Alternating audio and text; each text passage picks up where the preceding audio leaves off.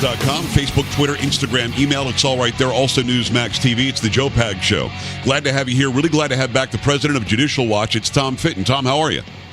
Hey, Joe. Good to be with you again. It's always an absolute pleasure. I love seeing you up there giving testimony to Congress because they don't know what to do with you. You've got the facts. You've got it backed up 30 times over. When you see them squirming, when you're giving true testimony about Hillary Clinton, the cover-up, the emails, all this stuff, do you take a certain amount of pleasure knowing that they have to listen to the truth and they really can't weasel away from it? I always take pleasure in educating the American people, even members of Congress. Yeah.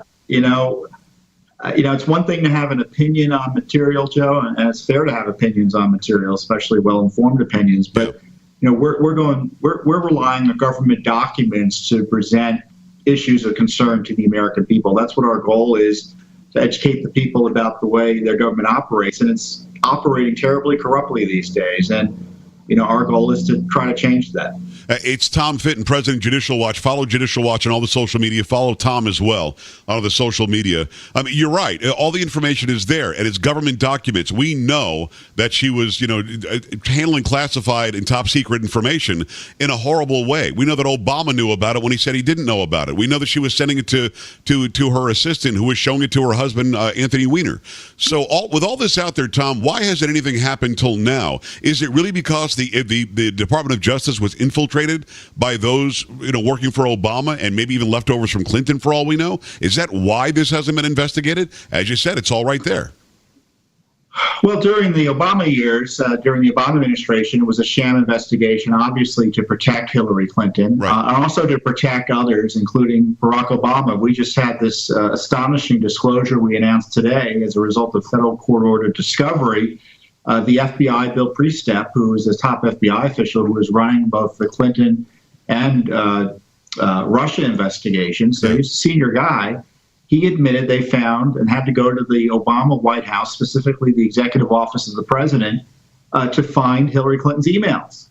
Wow. So one of the reasons that she's been able to get off scot-free thus far, at least in terms of criminal prosecutions, I'm convinced, is because people like Barack Obama's White House, and Barack Obama specifically, are implicated in her scheme. They should have known, they certainly did know, based on the email traffic, that she was using this separate non-governmental email server to transmit confidential and classified information, and yet they didn't do anything about it. So that's one of the reasons DOJ never went after her. And of course, they were collaborating with her to target President Trump, or then candidate Trump, so I guess they didn't want to ruin their source by prosecuting it.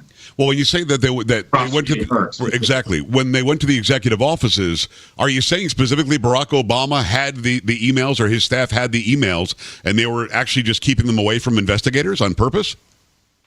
No, what happened is the FBI was looking for the emails that Hillary Clinton tried to delete or otherwise hide. They wanted to be sure they had access to the bulk of the emails. Right. So they went to places where the emails might be found, and it turns out they found emails in the executive office of the president in Barack Obama's White House. Amazing. It is Tom Fitton. He's the president at Judicial Watch. Go and follow everything that he does, what Judicial Watch does. JudicialWatch.org is the website. Amazing investigative work that they do for the American people. This is stuff we should know about that we don't know about on purpose. I know you're saying that Robert Mueller and the Mueller investigation itself was an abuse of power. Explain that to me.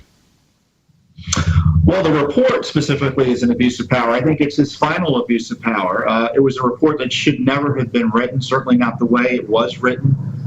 It's full of innuendo and implication in an unfair way to President Trump. It's 200 pages of really uninteresting back and forth between individuals associated with Trump World and the Russians that don't amount to a hill of beans, which, right, of course, that was the ultimate conclusion of Mueller. But rather than just say there's nothing there, he put 200 pages of back and forth that suggests otherwise. So that was a terrible abuse. And then the worst abuse was the obstruction part of the investigation, or the obstruction part of the report, that implies the president lied and obstructed justice when the evidence doesn't bear that out. I call it the Gossip Girl report. Yeah. It's a bunch of government employees in the White House whining and kvetching about the president, asking him to do their jobs, which is to run the government, meaning the Justice Department and the FBI, which was out of control and actively interfering with the president's ability to do his job. And they suggest the president doing his job is obstruction of justice. The Justice Department has no business, A, investigating that type of activity, and then B, commenting on the president's ability to do his doing his job as president. Right. The Justice Department doesn't work. The president doesn't work for the Justice Department. But in King Mueller's world, they get to be judge and jury of what the president did. Now, I know they say they couldn't figure out whether to prosecute him or not, but thankfully, Attorney General Barr saw through that charade and said no obstruction here. What's interesting, and the media hasn't picked this up, Jeff, the special counsel knew they were on shaky ground because they spent about 8 or 10 pages trying to justify their investigation of President Trump, his conduct as president. And that's not something for the Justice Department to do. But what's amazing, Tom, I know that you know this, and I've seen Alan Dershowitz comment on this a billion different times. The president can just tell the FBI director, drop the case. He can literally say that. The FBI director works for him. Or, oh, you're going to keep on doing that case against Flynn? I'm going to fire you. And he can fire him because the FBI director works for the president of the United States. But what people don't understand is that the DOJ is in the executive branch. He is the ultimate boss.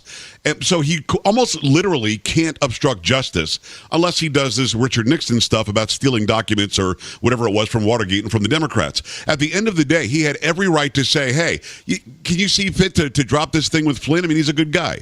That isn't obstructing anything. That's his job as the boss. If my boss at the radio station or at the TV station said, hey, can you do me a favor and start at 4:30 today instead of 5? He's not obstructing my show. He's telling me what to do. I mean, that really is what's going on, isn't it?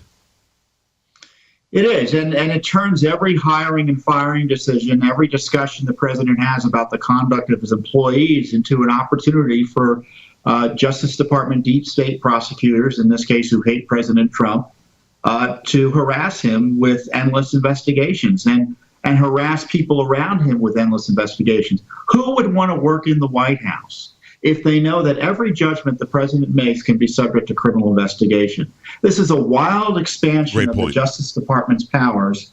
And I tell you, the Justice Department, I mean, in addition to actually prosecuting those who abuse the rule of law to target Trump, we need to reform and radically curtail the powers of the Justice Department because they see themselves as above and beyond the Constitution and outside the purvey of the president, of the Congress, and certainly the American people. It's Tom Fitton, president of Judicial Watch, judicialwatch.org. Go and sign up today. I get their emails every day. I go and watch everything that he does on Twitter. Both follow him personally, Tom Fitton, and also follow Judicial Watch. Let's talk about Iran. Are we still talking about the dollars that were sent by Obama, or is this something different? We're talking about John Kerry's collusion with Iran to undermine the president's change in policy. Of course, as you know, Obama granted Iran all sorts of favors in exchange for them supposedly de-escalating their nuclear program. Which didn't happen. They didn't shut down Fordo. They didn't do any of that, right? So President Trump thought that was a bad deal, and as president, he said that's not going to be our policy anymore. We're going to try to get out of it. Well, John Kerry has met at least twice with an Iranian government representative and other foreign groups or governments to try to save the Iran deal. So we've sued the State Department because they've given us the runaround per usual for documents that any deep staters may have had in terms of their helping John Kerry undermine the president's policy. He's not Secretary of State anymore. He shouldn't be trying to make his own foreign policy. Right. But, it's only the Trump world that's investigated for that conduct by the Justice Department. But if John Kerry pretends that he's acting, creating his own private foreign policy, he's immune from scrutiny, evidently. You may recall that Michael Flynn was targeted with violating the Logan Act for talking to the Russians as the incoming national security chief. It was actually his job to talk to him, right? Former Secretary of State going around trying purposely to undermine our specific foreign policy set by our government. And only Judicial Watch is doing the work. And by the way, and you guys do amazing work, he's not even a freaking senator. He's just a dude now. He's just a private citizen going to Iran and saying, wink, wink, nod, nod, don't worry. When we get this guy out, we're going to pick up where we left off. I mean, that really is what's being reported, right? That's exactly right. And I fear he's working with State Department deep staters to get that done as well. There are a lot of deep state people in State Department who agree with Obama's appeasement of Iran and want to outweigh or wait out President Trump and keep the deal going.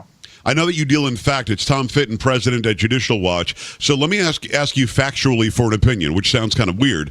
But the Mueller report comes out, and as you said, it was 200 pages of uninterestingness, or whatever you said was masterful. And it's true. It was uninteresting. It was stupid. It was a bunch of CYA. And at the end of the day, no collusion, no obstruction, even though they tried to somehow find obstruction.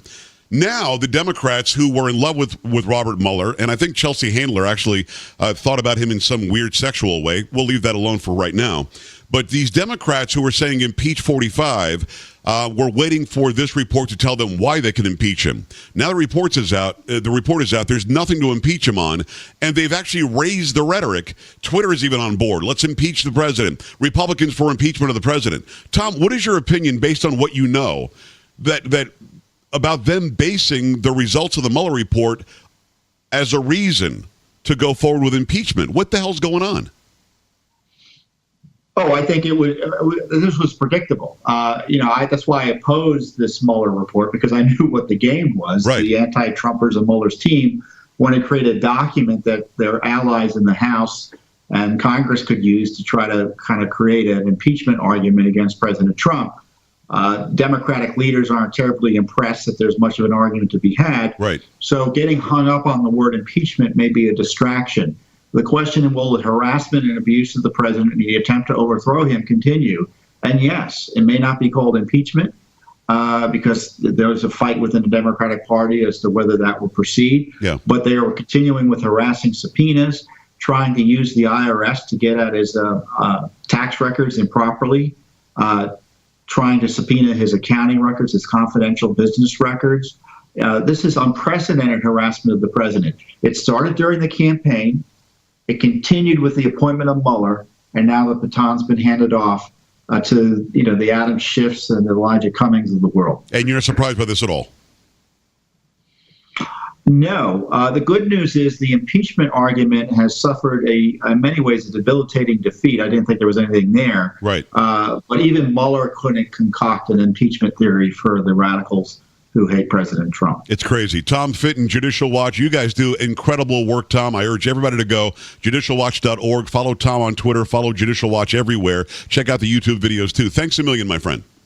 Hey, you're welcome. Thank you.